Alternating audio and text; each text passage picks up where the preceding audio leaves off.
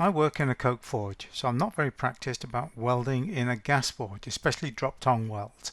I can get the faggot weld where everything's layered. It's the drop tong that eludes me being consistent with it, so I need a workaround.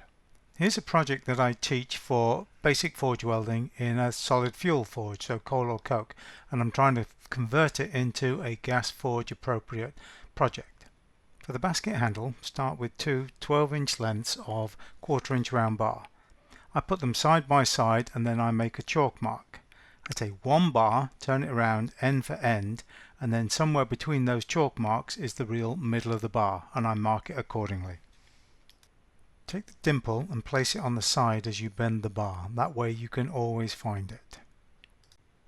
Make the bend, give the U a little tap, and that should open the piece out to be a staple. Two of those, thread them together end to end, and you should have everything you need for the basket handle. The material at this stage is going to be more like a diamond, and we need a square so it's stable when we're welding. So weld up the diamond and as quick as you can turn it on edge and turn it into a square. If you're having difficulties, consider using a 3/4 inch half round bottom swage. We know we need a slope at the end of the scarf so the scarf will blend in. What I'm going to omit is the step, so you can choose to forge the slope on the edge of the anvil or use your chisel and cut the slope.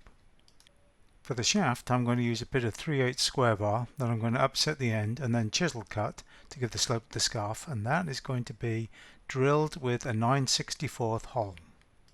You also want to drill just behind the slope of the scarf in your basket handle. Again 9/64. Cut a length of 1/8 inch cold rolled steel, giving yourself about a 1/16 clearance on either end of the bar. I use a washer as a spacer on one side of the bar as I head over the rivet from the top side of the bar.